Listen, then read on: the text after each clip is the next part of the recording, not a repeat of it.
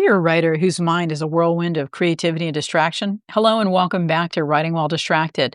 I'm so glad you're here with me today. I'm your Neuro Spicy writing coach, Brenda Murphy.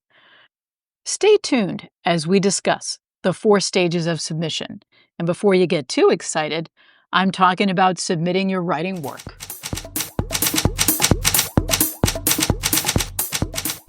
So the title of this podcast is The 4 Stages of Submission. And no, not that kind of submission. I'm talking about hitting the send button after you've polished your manuscript to hell and back and you've sent it off to your editor or to an agent or even to your beta readers. That kind of submission. And with all due apologies to my friends who have to deal with myself between the time I send a manuscript out and hear back from my editor, the stages that I'm going to talk about are stages that I experience each time I send a book off for evaluation. And I'm going to talk about myself in this instance because I want you to understand that the fears and anxieties and worries that you have as a neurospicy person, while they are unique to you, there are some universal experiences that go along with submitting your work to someone else. And I want you to understand some strategies for dealing with those emotions and the discomfort that comes along with revealing a huge part of yourself to strangers. And even if you have worked with your editor or a publishing house or a beta reader or anybody for any length of time, there is still an element of anxiety each time you bring them something new that you have spent hours constructing, working on, something that you have spent hours writing and refining and thinking about and worrying about. It may not resonate with you, but what does resonate with me is a heartfelt project. I never write anything that I don't actually like.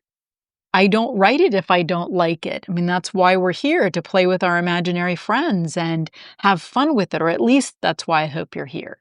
There are some people who have to write for a living and their feelings around what they're doing may be a lot different. I don't depend on my writing income to pay all of my bills, so I have a little bit more freedom around that. If you are also writing to keep food on the table and maintain your home and maintain your family, your stresses are going to be a little bit different than mine, but I do think there are some commonalities. The first thing that always hits for me when I press that send button is elation. It's the highest of high. I've finally finished this thing that I have been working on.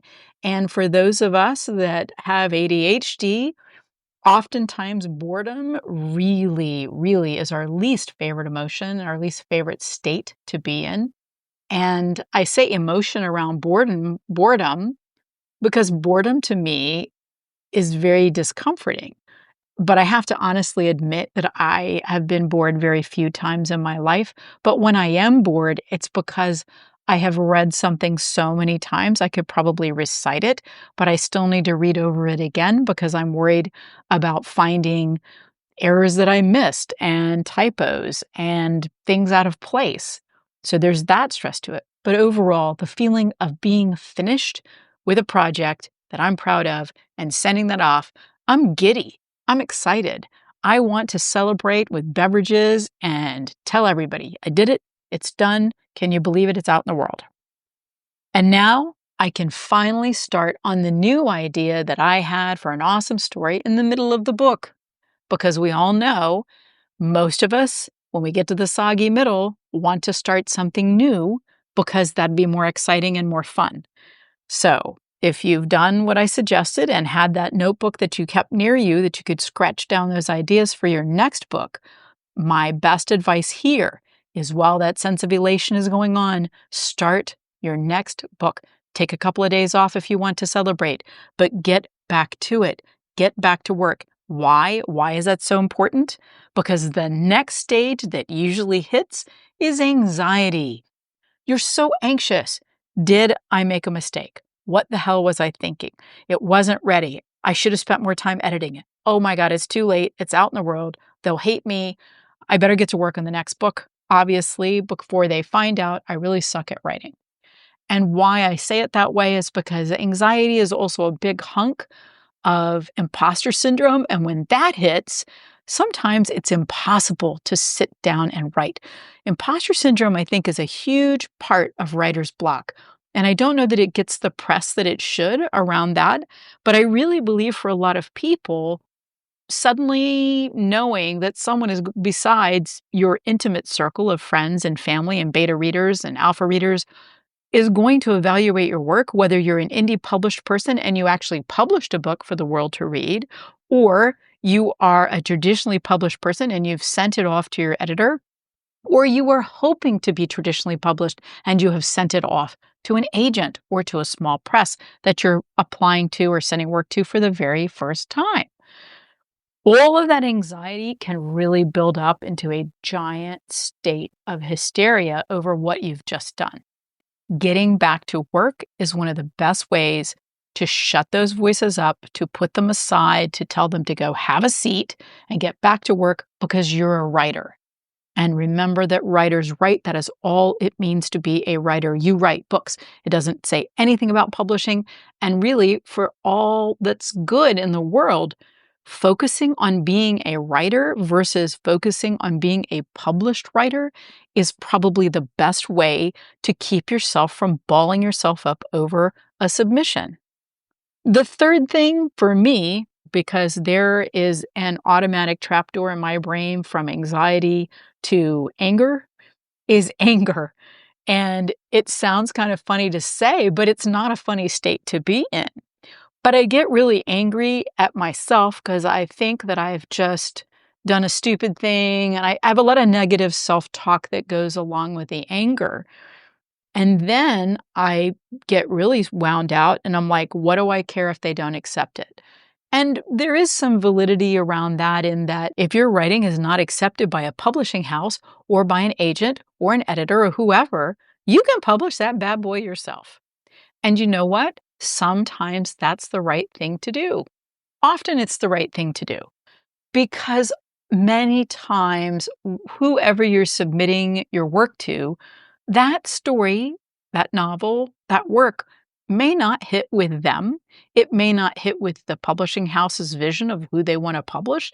It may not hit for a lot of different reasons that have nothing to do with the quality of your writing or the story. Several of my indie published works were stories that were rejected multiple times. One of my best-selling shorts was a Christmas story that was rejected from over 3 anthologies.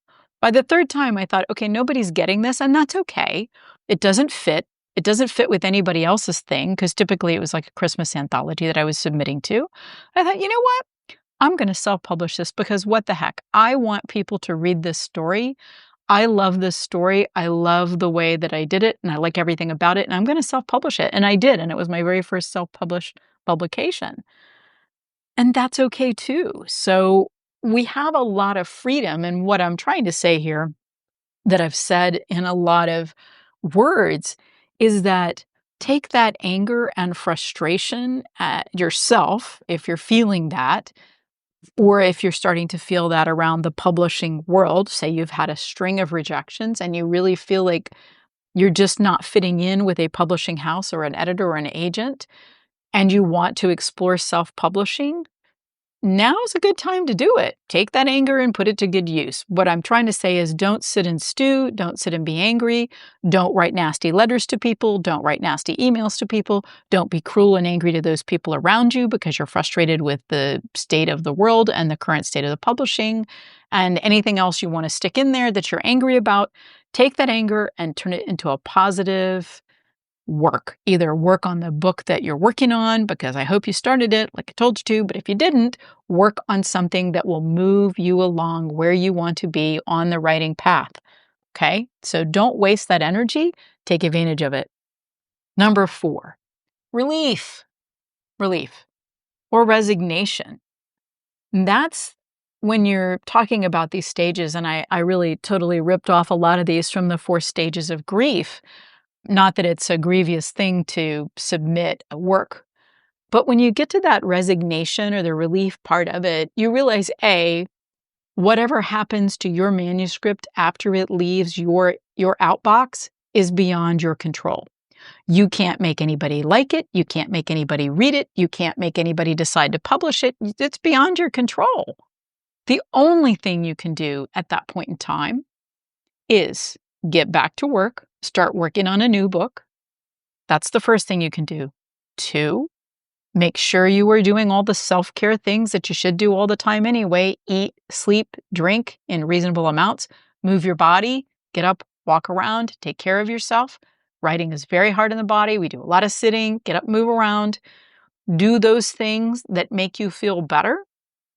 And know that it would be in your best interest to make a plan for the 2 possible outcomes. 1, that they accept it and they want to publish your book, or 2, they reject it and they don't want to publish your book.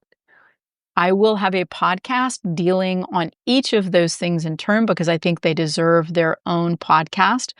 But just some things you can do quickly.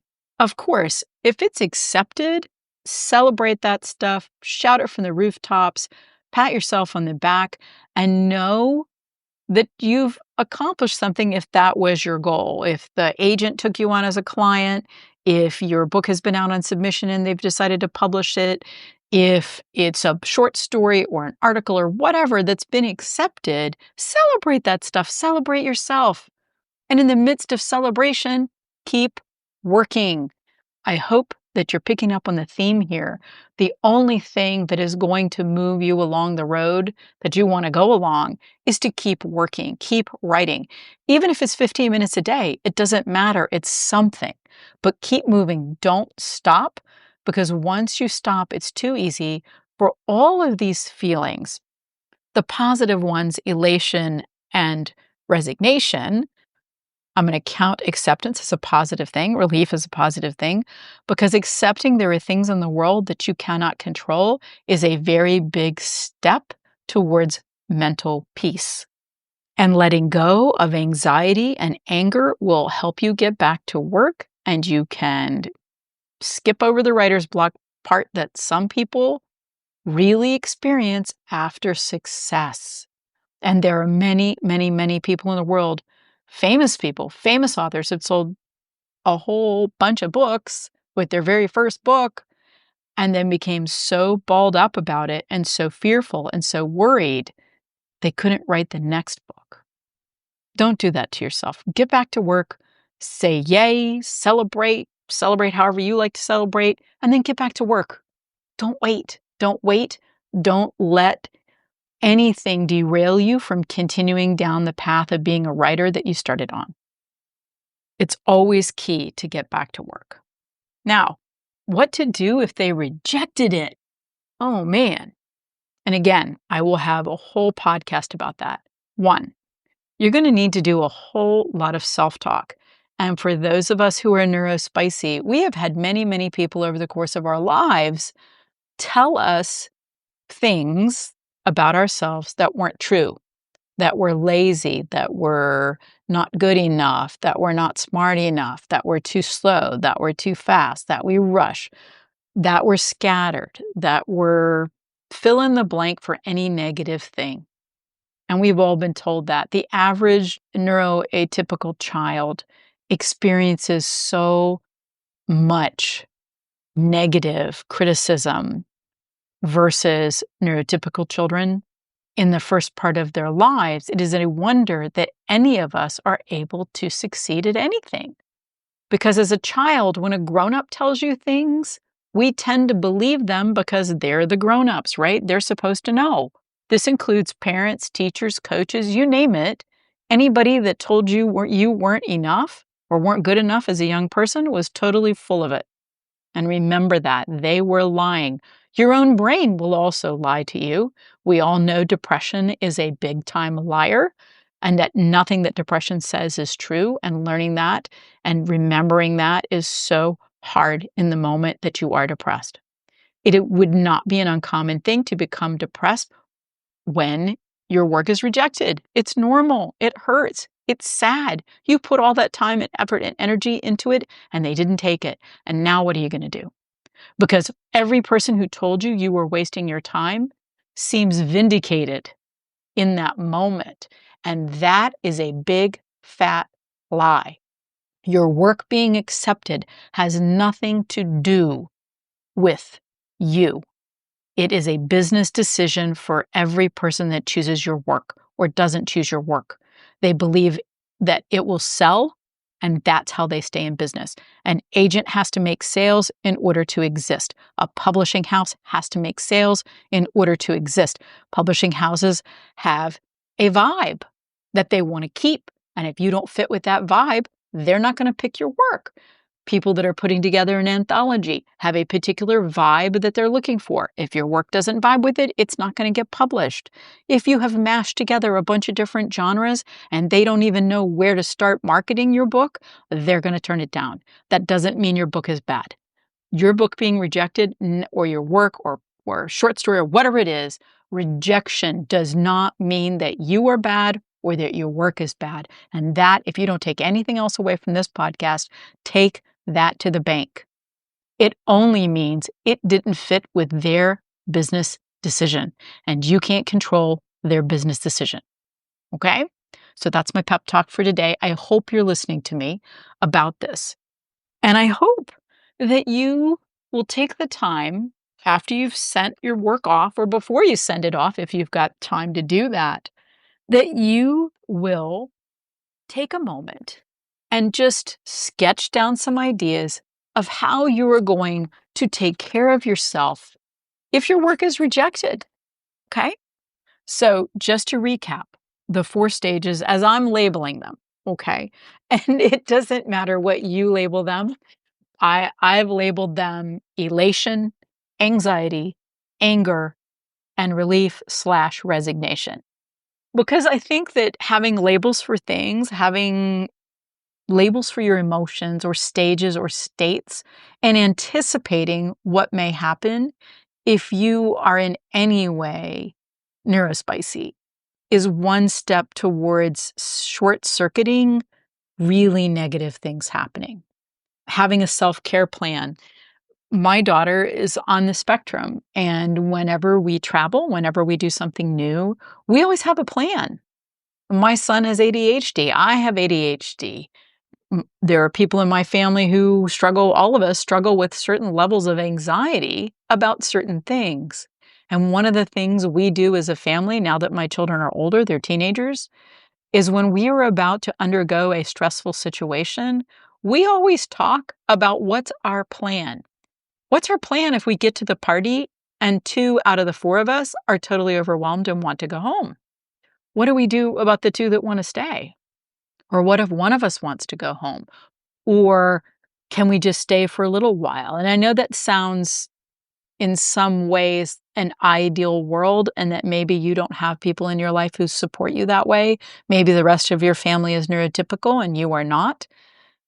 I always say we're lucky because the neuro spiciness in this household is high and we all get it, which means we understand and have a level of understanding of each other that sometimes it's really hard for neurotypical people to understand. So when you have these stages that you're going to go through after you have been brave enough to hit the send button, and I want you to hear me, you are brave. If you have ever sent anything out, a short story, a novel, pitched article idea, it doesn't matter. Whatever you have sent in to a contest or whatever, an agent, editor, anyone outside of your immediate circle, you doing that is the ultimate act of bravery. It is so very hard to expose yourself because when you write, writing is intimate. It's like opening up your brain and allowing people to peer around inside at all of the things that are in there. And some of us have pretty frightening insides of our brains for people who aren't us. I have posted mind maps that I do when I'm going to start a novel. And the reactions that people have to them are really fascinating. There are some people who totally get the scribbles and out of order and how it looks like a big fat mess, but it makes sense to me. And there are other people who just have no idea how a book comes out of all that scribbling. And I can't really show them. That's the closest I can come to showing them a process video. And you know your process. You know you as a neurospicy person. And even if you're not neurospicy people, I don't want you neurotypical people listening to this podcast to feel left out, because you are probably going to have these emotions too, whether or not you're on the spectrum, whether or not you have ADHD, whether or not you have other mental health issues. Everyone on some level experiences these stages, and they don't come in order ever.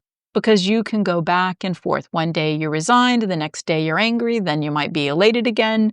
It can be a big circle of evolving stages and emotions. And what I want you to do, and what I would love for each and every one of you, is that you sit down, take a little bit of time, and figure out how you're going to deal with that. I will have a podcast up probably within the next month that will go into each of those situations, like, oh my gosh, they're going to publish my book, and damn it, they didn't want it. And I'll talk about those things a little bit more in depth. So that's it for me today. It was a lot in this podcast.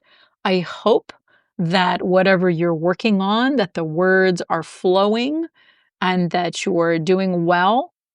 I want you to take the time to please make a list of things that you're going to do for yourself after you submit your work. And I hope that you are going to submit your work, because you know what? The world needs to hear your stories. Right now, the world needs art, and the world needs your story. So please keep working. And until next time, keep writing. If you've enjoyed this podcast and found it helpful, please share it and tag me. DM me and let me know what you found most useful. Please leave a review if you have time. It really helps get the podcast in front of more folks. And remember, in the dance between focus and diversion, every stumble is a step closer to mastering the art of writing. Join us next time as we continue to unravel the mysteries of the writer's mind. Until then, keep writing, keep wandering, and embrace the distractions that fuel your creativity. Stay tuned, stay inspired.